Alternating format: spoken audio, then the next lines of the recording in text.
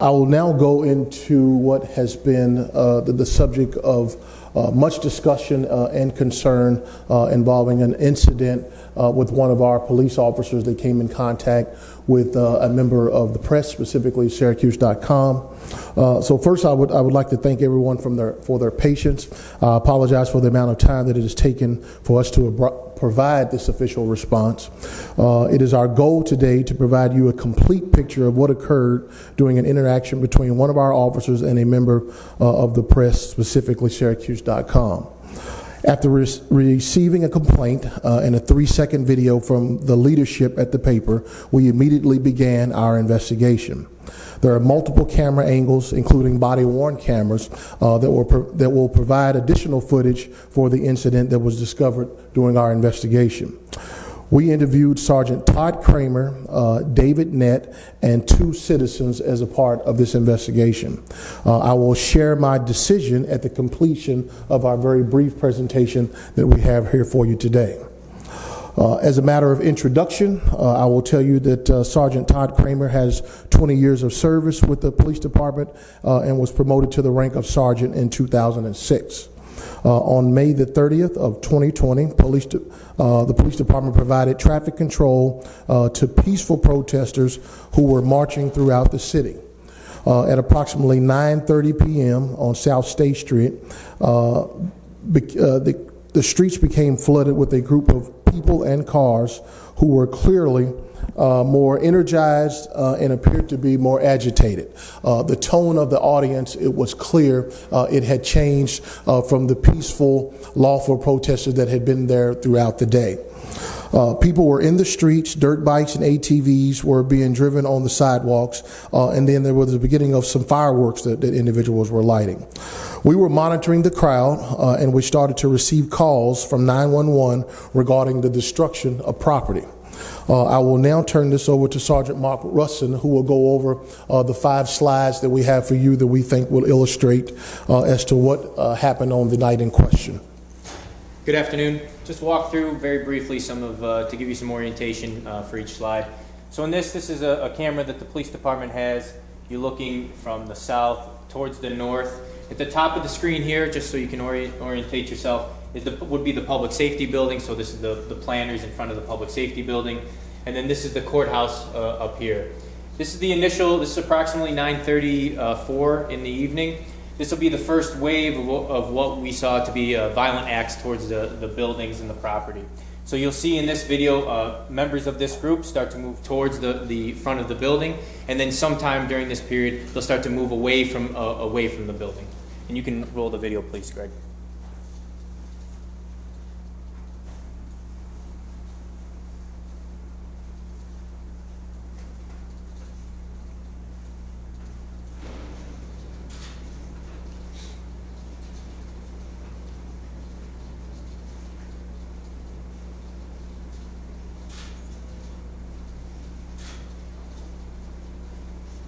At this time, the group starts to move here towards the public safety building, but then also at the top center of the screen towards the actual courthouse. And this is the first time that the windows on both the courthouse, the public safety building, and ultimately the Justice Center started to be broken out from those various locations.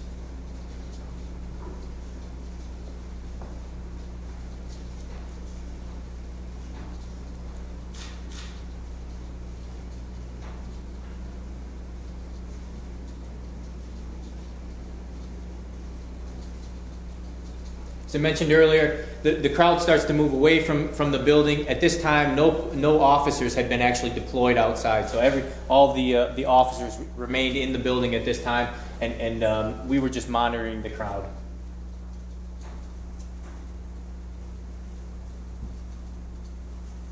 In this next slide, it will be some 911 radio transmission. So it'll be actually the radio transmissions that. Oh, excuse me. I'm sorry. We went to a different slide. So we'll actually go. This is the lobby camera for the interior of the public safety building. So this is looking out through the glass windows. At the top center of the screen, you will see that the one of the windows has already been cracked right here. In this area on the runner carpet, you'll see the glass shards that from a broken window that was up in that would be up in this general area that's not captured on the screen at the time. So this would be the movement towards the front of the building. You can go ahead and roll the video, please, sir. You'll see at the center there, someone is trying to break out the window with a baseball bat. And in a moment, you'll also see a gentleman in blue jeans and a black jacket, to be Mr. Nett, come in and start to take pictures of the actual the damage being done to the glass. At one point here, you can see Mr. Nett. I'll just point out to him, Mr. Nett here taking pictures. A large piece of the glass right here ends up breaking off here in a few seconds, and then you'll see the crowd actually start to pull away from that area and move backwards.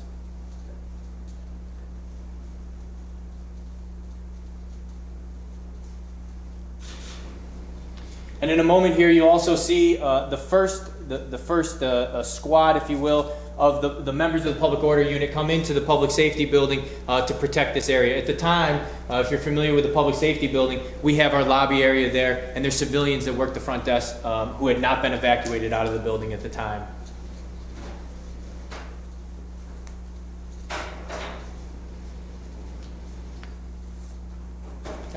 This is the, as I just described, the first wave just to hold the front of the public safety building.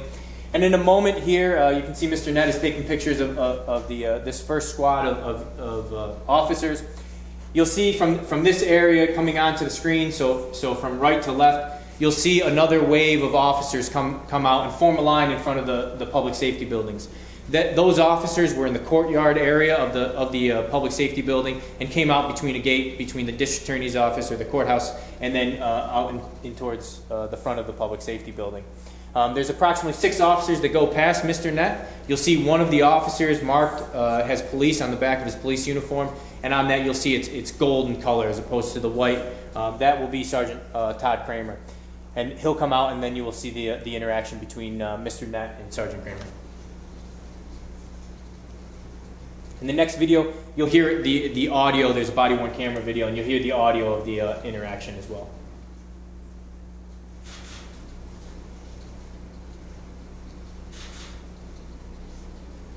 This is the interaction between Mr. Nett, as you can see, and Sergeant Kramer with the gold marking on the back of his police uniform in police, indicating that he is a supervisor. And you can continue to roll the video, please, sir.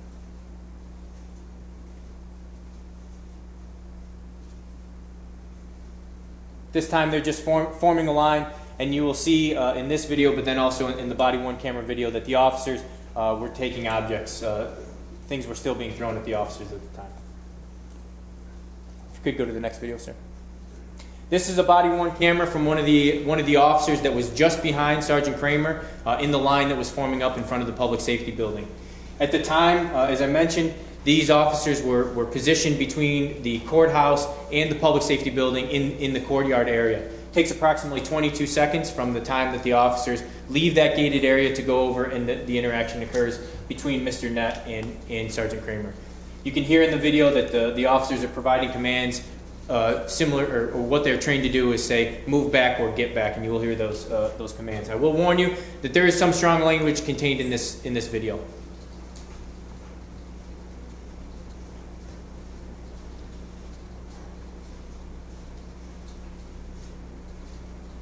This is Sergeant Kramer in the front with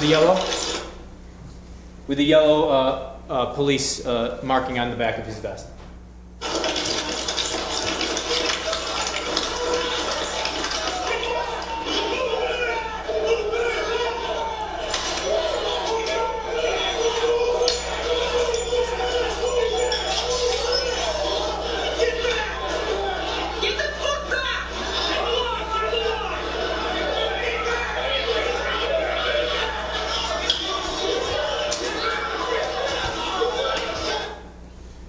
And the next video that will be played is the same orientation that I talked about from before. It's the camera that is, if you go to the next slide, sir.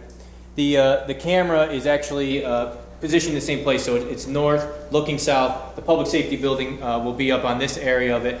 It's been zoomed in to a certain degree just so you can have a wider field of vision here on the screen. There's an area where you'll see members of the crowd throwing objects at the building, breaking the windows with the bats, and then disappearing back into the crowd. So they'll go and do the act of violence and then return back ultimately into the crowd. It appears that there's other members of the media in here as well, and I'll address that as we go along throughout the video. You can play the video, sir. Thank you.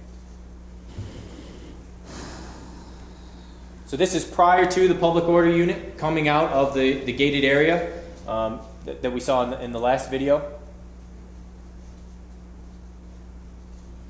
You'll see here in this the top right-hand corner, this is where the baseball bat is taken to the window to be broken out, and then the subject disappearing back into the crowd.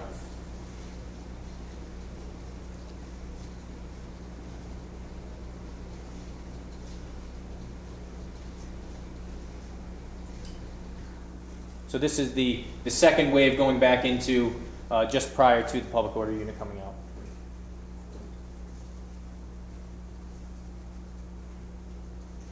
You'll see at the top left another, what we believe to be a photographer or a member of the media. You'll see several. It appears that there's one member of the media with a shoulder-mounted video camera as well.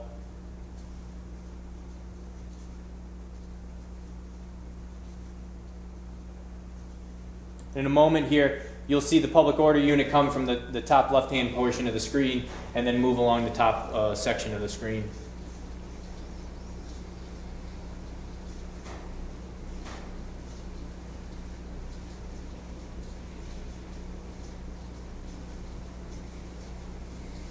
This is the public order unit coming out from that gated area that I described before.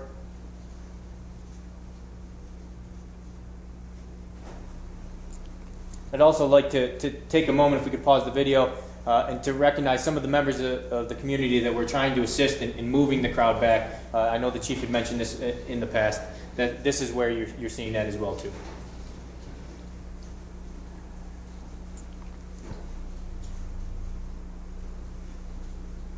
This is the incident, the interaction from a different vantage point between Sergeant Kramer and Mr. Nett.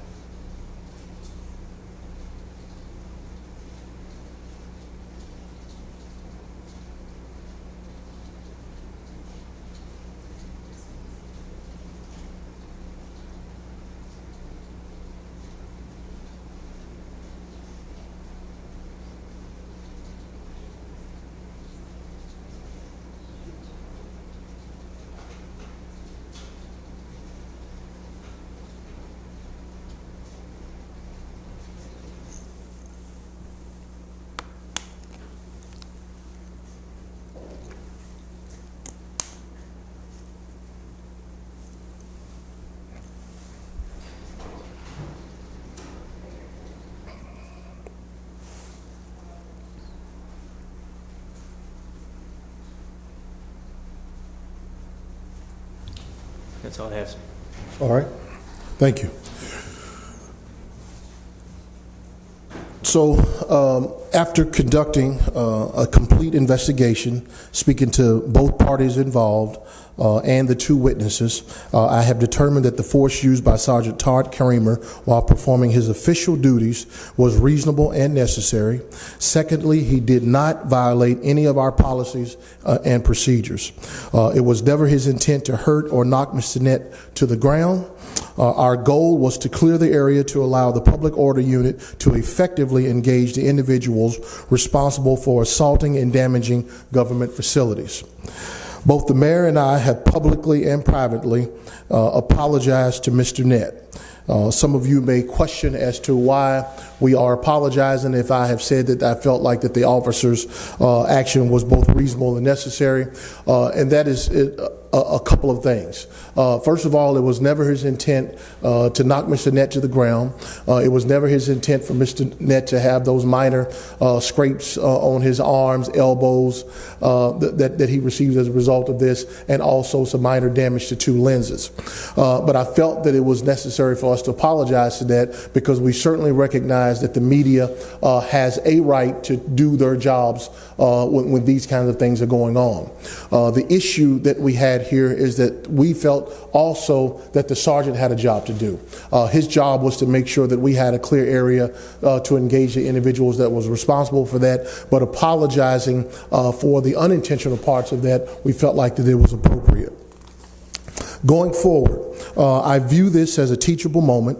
We are formally requesting that members of the media to train with our unit and share information on how we can avoid incidents like this in the future.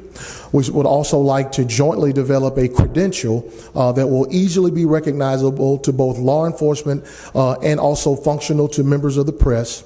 We view the media as a partner, and we want to do everything we can to ensure they have a safe space to perform a very important function of our society.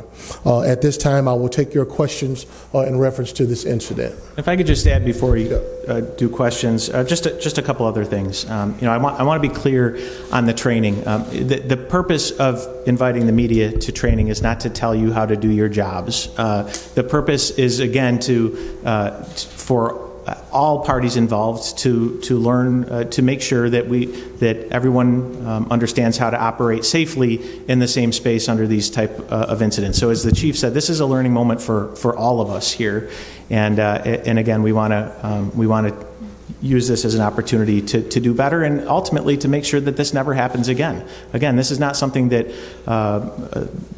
should have happened, that we wanted to happen, certainly, but and hopefully never will. That's the goal here.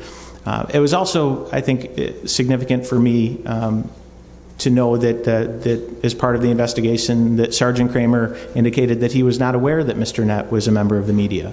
I think that's critically important because, again, as I've tried as mayor to make sure, whether it's the police department, our communications team, or everyone else that works for the city, that they understand the importance of the media, the value of the media, and being a partner in making sure that we are able to share information with the public.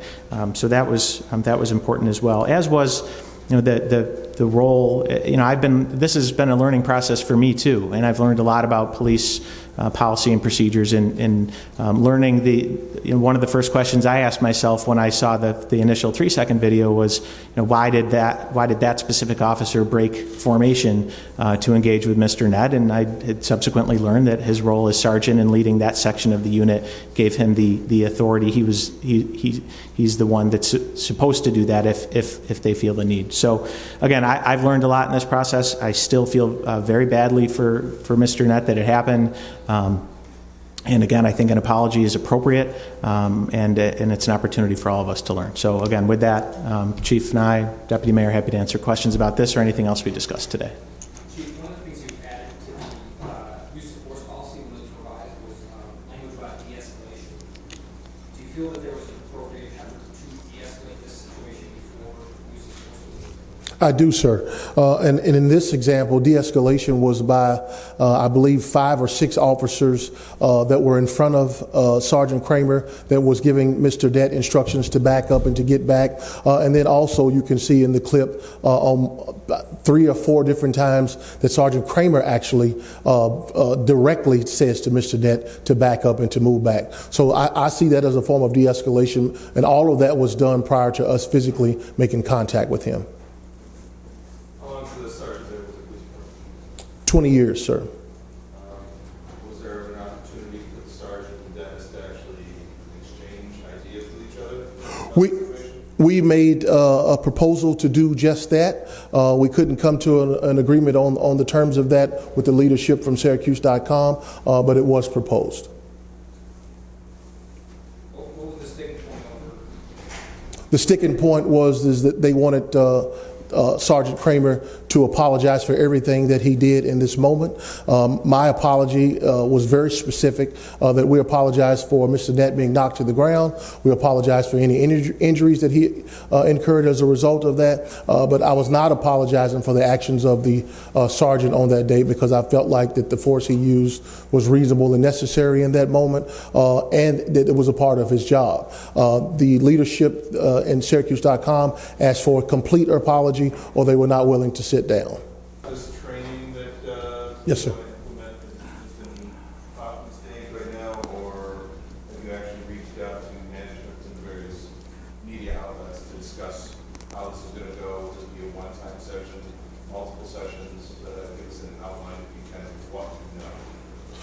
Well, that's something that we have discussed already in theory as to seeing the value in it. It will, to the mayor's point, it is certainly not an exercise where we're attempting to tell the media how to do their jobs. The purpose of the training is for both the public order unit and media to be able to learn to share space during these very tense moments that would allow both of them to effectively do their jobs.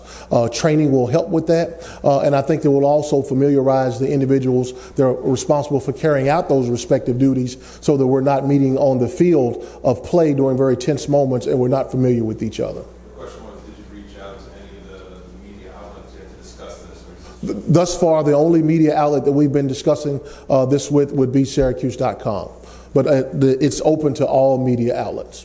There was mention of some type of new credentials, not just wearing a credential. Are you talking about the bigger credentials? What do you mean about it? I don't have an example of what that's going to look like. That's why this needs to be a joint endeavor, because I was very specific in my language in that we want the credential to be easily recognizable by law enforcement, but also functional for the press, because we don't want to give you something that will unintentionally put a target on you. You may be doing something from your operational standpoint that you may not want to be identified as the press in that moment. And those are some of the things that we need to talk about and discuss to be able to learn more about what each individual or organization does, and that's part of the training.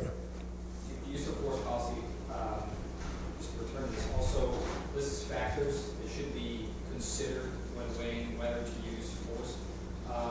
Some of those include immediacy of the severity of the threat, the seriousness of the suspected offense, whether the subject appears to be resisting. Can you point to which of these factors was used to justify use of force in this case? Immediacy of the threat.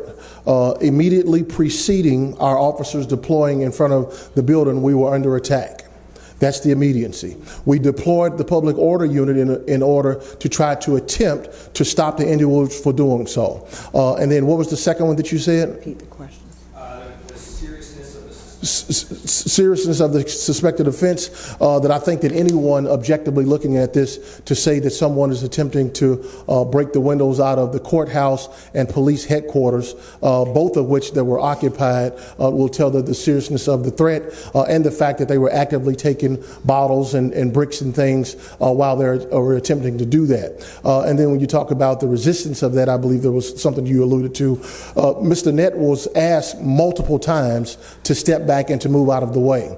I don't think that anyone, regardless of what you think about both sides of this issue, would think that it would be reasonable under these circumstances to have someone standing in between police and individuals who have attempted to assault the building that we're in. No one would think that that's reasonable. And I understand that the optics of this, of seeing a gentleman knocked to the ground, I get that. But we have to have a clear path to be able to do our job. And I think that the officer's action in this example was both reasonable and necessary, with some unintentional consequences that happened as a result of it. Just to be clear, though, Mr. Neff was not part of the threat itself. The people who were breaking the windows and doing the things that you want. When you roll out during that moment, you don't know who's a part of the threat. Again, as the Sergeant Russin alluded to, at the time that we encountered Mr. Nett, Mr. Sergeant Kramer said he did not know that Mr. Nett was the media. We later learned that, obviously, but at the time that he didn't know that. Being a part of the threat is one thing. Let's say that we give Mr. Nett credit for you were not responsible for throwing any of the rocks and bottles, nor were you responsible for breaking out the windows. You still can't stand in between us and the people who are responsible for it. No reasonable person would think that that makes any kind of common sense. If we play devil's advocate, though, you say that the officer didn't know that Dennis was with the media. There's also so much chaos going on. Who's to say that he actually heard them saying, get out of the way, and they were referring to I think it's a fair Excellent point. And Mr. Nett, in his comments, he did say that he heard the officers, both the individuals coming in, the initial officers, I think there were 5 or 6 of them, and that he did at some point hear the other officers speaking to him. I believe he was about to move before we made contact with him. So he heard their instructions. He himself said he was focused in on doing his job. He was trying to get camera footage. And who doesn't want that $1 million shot? If you're a camera person, that's his Super Bowl moment. I get that, but he didn't comply with the instructions that we clearly gave him, which put him again in harm's way. And we have to look at this also from a safety standpoint. If we're getting ready to, we're deploying less lethal and lethal weapons standing in front of this building. You don't want people standing in between you and possible threats when we're getting ready to take action.